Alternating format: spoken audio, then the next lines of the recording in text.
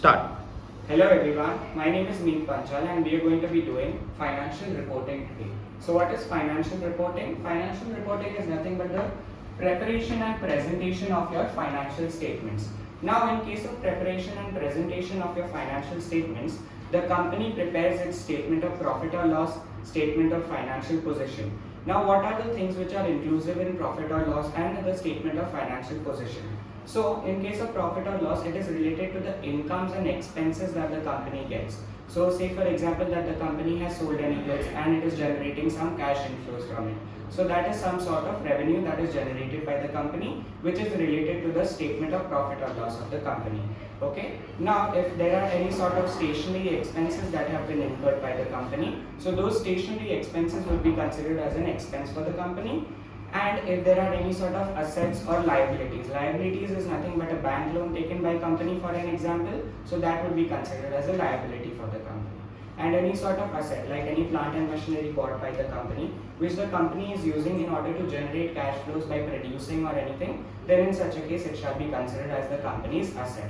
Now, why do companies mainly prepare and present their financial statements in the market? So it is nothing but for the potential investors and existing investors of the company, so that it actually attracts the existing investors to invest in their company and also holds back the existing investors of the company so that they can have their investment in the company for a long while. So that is nothing but the main purpose firstly for preparation and presentation of the financial statements.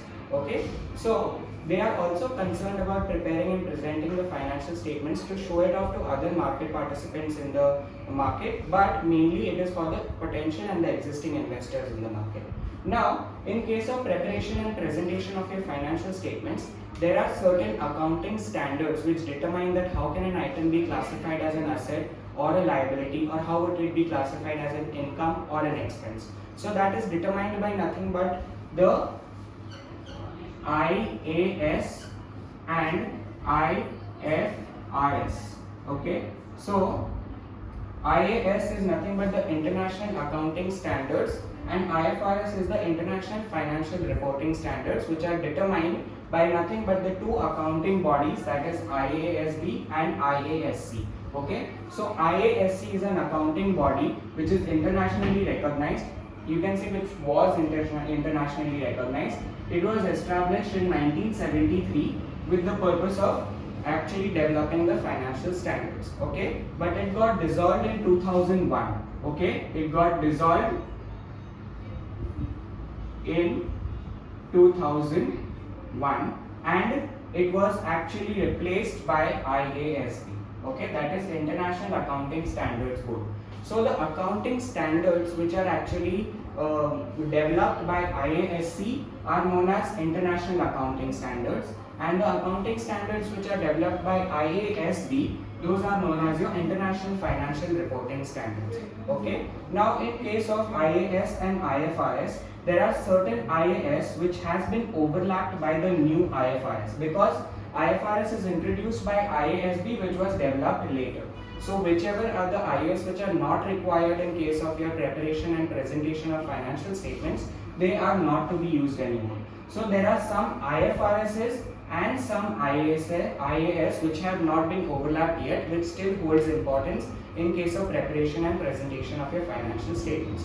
So those two are going to be covered in your financial reporting. Okay. Now today we are going to be looking at IFRS 16, that is nothing but leases, that is introduced by nothing but International Accounting Standards Board. Okay, so it deals with leases.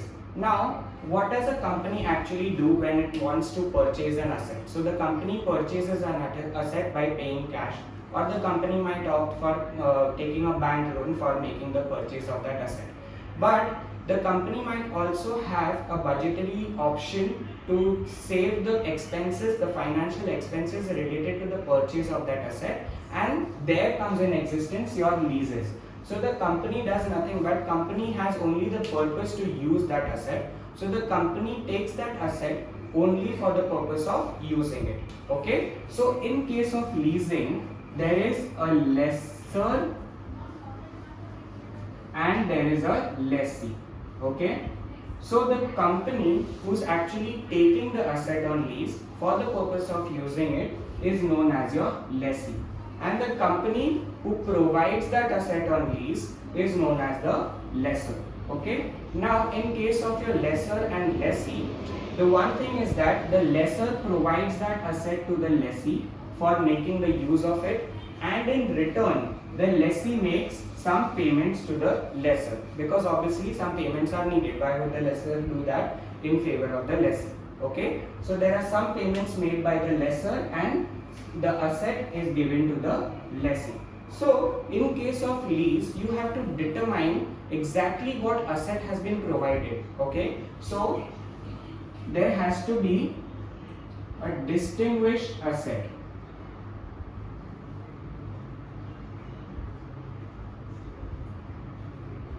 Okay, a distinguished asset that is physically distinct from other assets.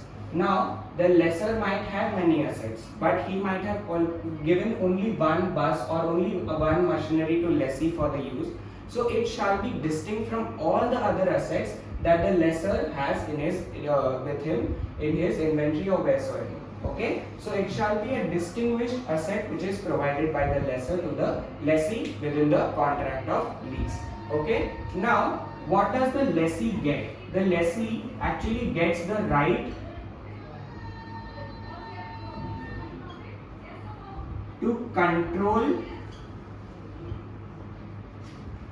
the use of it. Okay, so lessee gets the right to control the use of that asset, and in return the lessee makes some fixed rental payments to the lessor. Okay, so that is known as nothing but your lease. Okay, now in case of lease, we are going to be understanding today lessee's accounting, that is known as nothing but the accounting perspective of the lessee. So in case of the accounting perspective of the lessee, there comes in existence a right of use asset and a lease liability.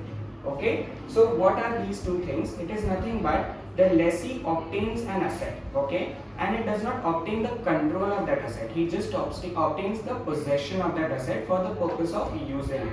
Okay, so it is known as nothing but right of use asset, because he has the right to use that asset but not an actual control over the asset, because the control has not been transferred. Okay, and there is a lease liability. This liability is nothing but it is a payment to be made by the lessee for getting the right of use asset. So there is going to be in existence some sort of lease liability. Okay, so firstly we'll understand how does an asset be recognized and how it is to be reduced. Okay, so if an asset is debit, that means the asset has been recognized. Okay, and if instead, say for example, that the asset has been revalued, and on revaluation the asset value goes down, so in such a case the asset is credit instead. Okay, okay, so it is going to be a reduction or a recognition of your asset. If it is a recognition, then it shall be debit. If it is a reduction, it shall be credit. So here you are recognizing your right of use asset, right guys? You are recognizing your right of use asset. So it will be nothing but right of use asset account debit to what will be in credit? It will be nothing but your lease liability. Okay, so as I said, the asset when is to be recognized, it shall be debited, and if in case is reduced, shall be credited. The inverse happens for your liability. So in liability, if it is credited, it shall be recognized or it shall be increased, and if it is debited, it shall rather be reduced or totally be recognized. Okay, so what are these amounts to be stated at? Okay, so what is your right of use asset amount and what is the lease liability amount? What is the initial measurement? How you are supposed to measure them? Okay, so in case of measurement, there are certain aspects that we need to look upon. That is nothing but in case of lease liability, first thing is nothing but present value of lease payments.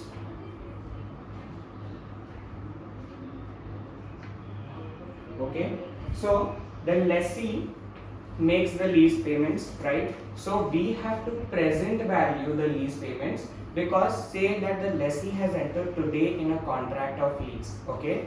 So in case of entering into the contract, he will have to make certain payments to the lessor. Now if he has entered today and he has to make a payment for 5 years, then in such a case he might not know the exact value, okay, and thus he will not recognize the total amount in the first year. So he shall present value the lease payments occurring in future, okay. So this is nothing but the present value of your lease payments that is going to be there occurring in the future. And what is your right of use asset? In case of right of use asset, you shall include any initial measurement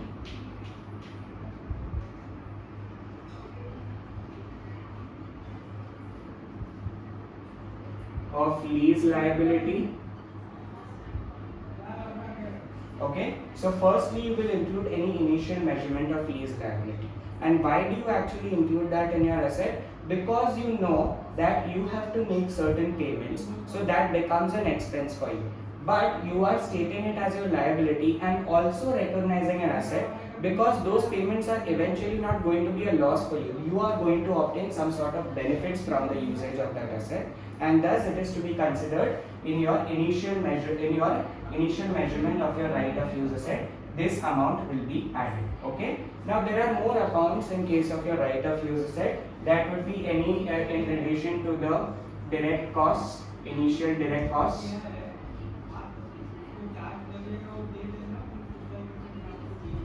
then any sort of payments made on or before commencement of lease, okay. So there would be any direct costs, initial direct costs, like say for example to getting into a contract you might have paid certain legal fees. So those are to be included in your initial measurement of your asset. Then any sort of payments made on or before the commencement of your lease, okay. So any payments that are made on or before the commencement of your lease, they are also going to be a part of the lease, and they are also going to be generating profits for you in the future. So they are included in the right of use asset. But your lease liability is nothing but liability which is to be paid for in the future. So that will not include the payments that are already made. So the payments that are already made does not actually create your liability, so it shall not be included in your lease liability. Okay, so this is your right of use asset account and your lease account, and this is known as nothing but lessee accounting.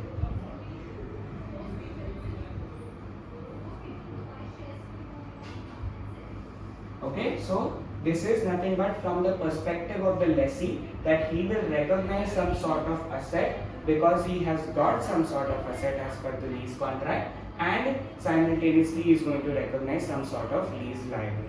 Okay, now you must have thought that if your right of use asset includes all these things, okay, and your lease liability only includes this part, so there might be some sort of difference, because here this amount is included in your right of use asset, but this amount is not included in your lease liability calculation, right? So that is to be stated as to cash, because that is already paid for, so that will not be a part of your lease liability.